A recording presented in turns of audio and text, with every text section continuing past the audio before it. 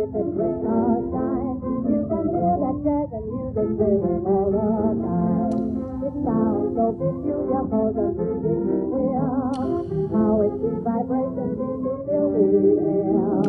Then till you go home working to be in line, you want nothing else but jazz and jazzing all the time. Everyone but I never seems to find till inside they cry. Oh, jazz, come on, Professor, and jazz, jazz. You know I like my dancing both day and night, and if I don't get my jazz, then I don't feel right. Now if it's ragtime, Lisa, will you play it in jazz time? Jazz time, don't want it bad.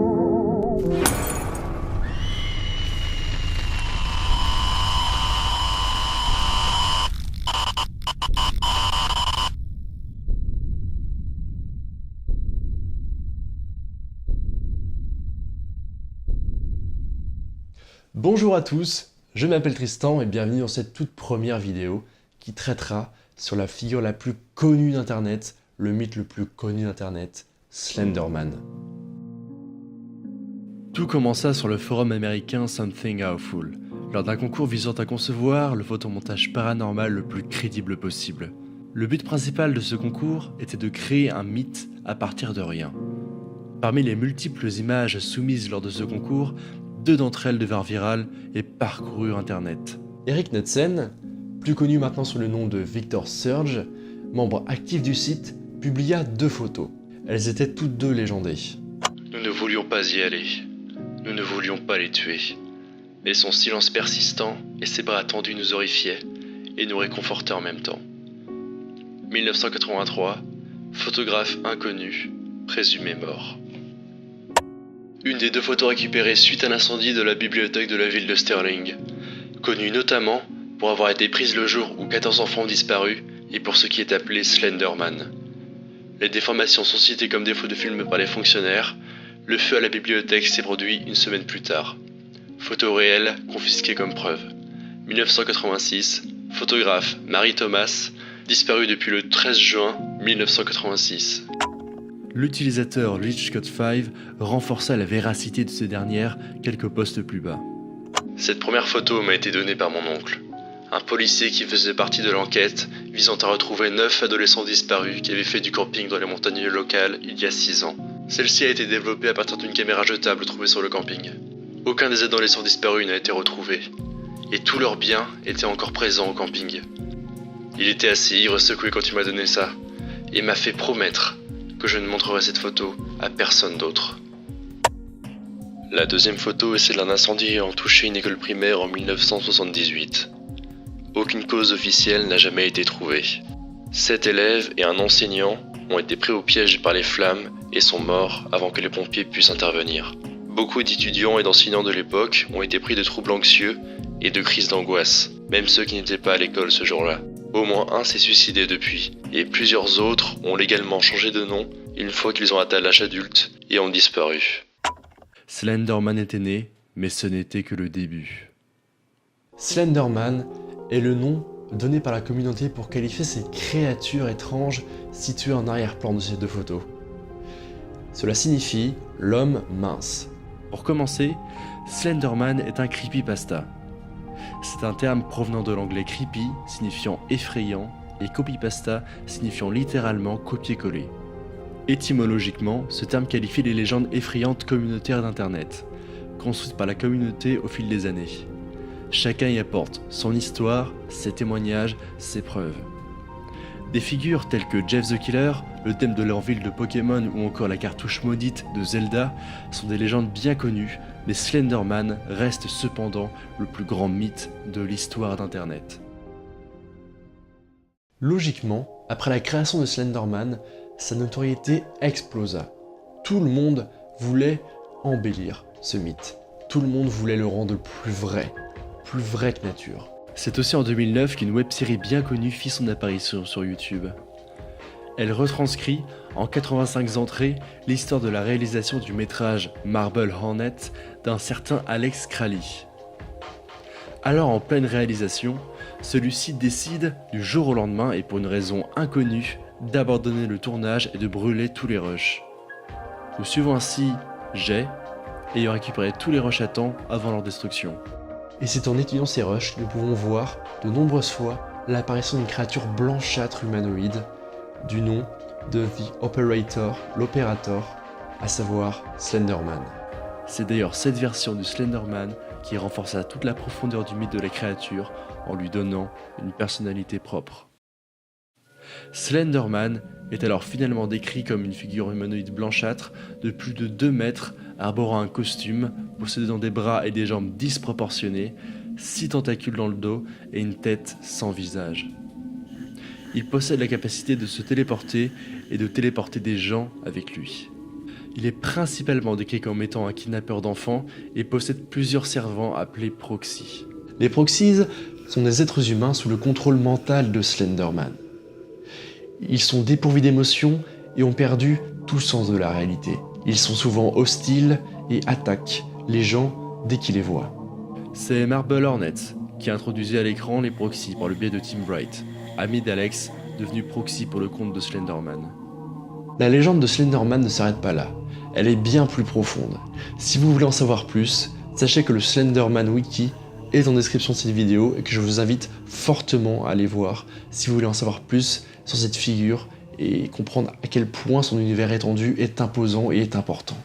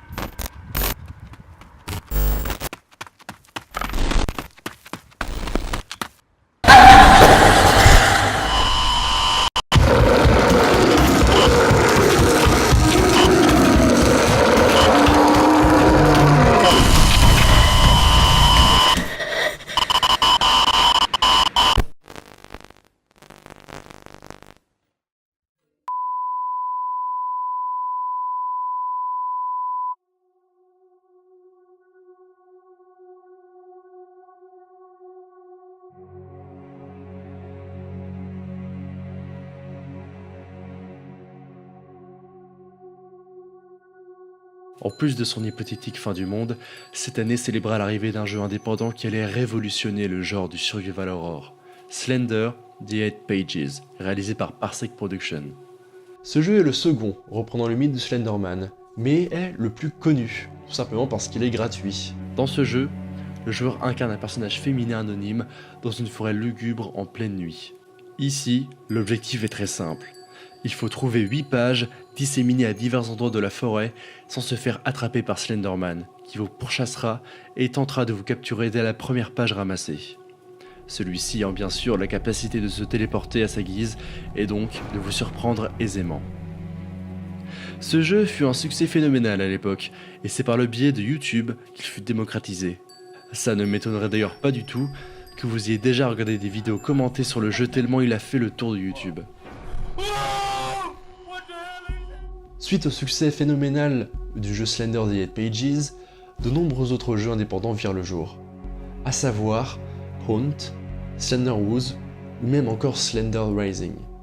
Mais ce ne sont que 3 d'une longue liste.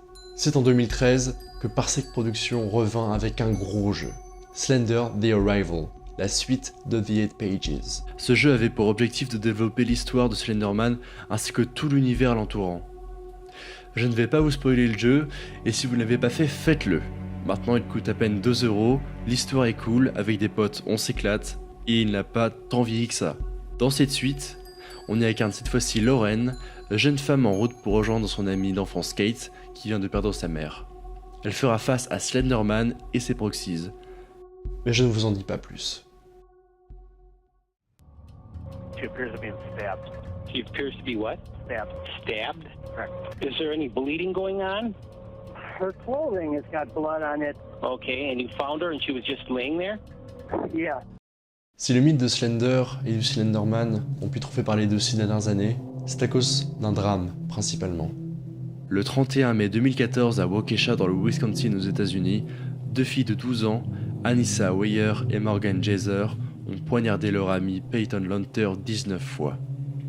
Et bien que Peyton ait miraculeusement survécu à cette attaque, ses agresseurs devront passer 25 ans de leur vie en hôpital psychiatrique.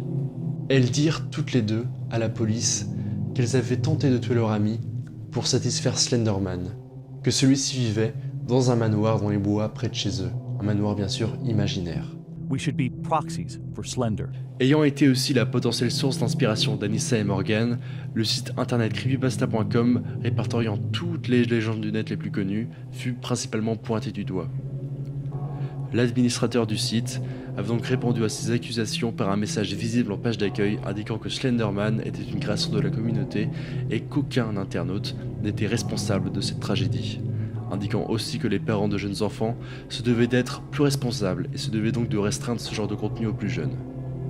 Ils vouaient donc bien un culte à Slender, c'est-à-dire que dans leur chambre, il y avait des poupées défigurées possédant le symbole de l'opérateur sur eux, ainsi que des dessins, plein de dessins représentant Slender, ou des apparitions démoniaques le caractérisant.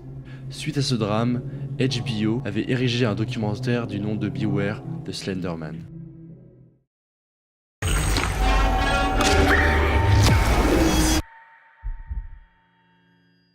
Malgré ce drame, Slenderman sera de retour en mai 2018, cette fois-ci au cinéma, grâce à Sony Pictures. Il y a eu une polémique dernièrement à cause du fait que le film sortait en mai 2018, soit 4 ans exactement après les crimes du Wisconsin. Les familles de la victime et des agresseurs ont donc porté plainte envers Sony Pictures en disant que ce film ne devait pas être réalisé, donc ils ont tenté de l'annuler et ou de le reporter. Cependant Sony ne fera ni l'un ni l'autre et a soutenu que ce film ne parlerait pas du drame qu'il avait eu donc il y a 4 ans. Pour l'instant, nous n'en savons pas beaucoup sur ce film, mis à part qu'il est réalisé par Sylvain White, à qui nous devons des films pas terribles comme Souviens-toi l'été dernier 3 ou encore Castlevania. Au scénario cependant, nous avons David Burke qui a travaillé sur le film Elle il y a 2 ans et a reçu 2 prix pour 6 nominations, donc je suis assez confiant vis-à-vis de lui. Côté acteur, il y en a beaucoup. Et comme je ne les connais pas et que Slenderman est une créature originale, je ne peux pas vous dire lesquels seront les plus importants. L'essentiel étant que Slenderman sera interprété par Javier Botet, qui a la particularité d'avoir joué de nombreux monstres du cinéma du fait de son célèbre syndrome de Marfan. Il est principalement connu pour avoir joué les zombies du film Rec. Nous pouvons aussi le retrouver dans le rôle du xénomorphe d'Alien Covenant de Ridley Scott, le Crooked Man de Conjuring 2 de James Wan, ou encore la quasi-totalité des fantômes de Crimson Peak de Guillermo del Toro. D'après le trailer que nous avons eu il y a quelques semaines, l'aspect de Slender me plaît vraiment, et pour l'instant je suis comblé. On y retrouve une sorte de Sadako de The Ring, ainsi qu'une sorte de clin d'œil à l'échelle de Jacob Adrian avec ce gars-là. Les pages, quant à elles, sont bien là. Les traumatismes suivant la rencontre de Slenderman sont aussi de la partie.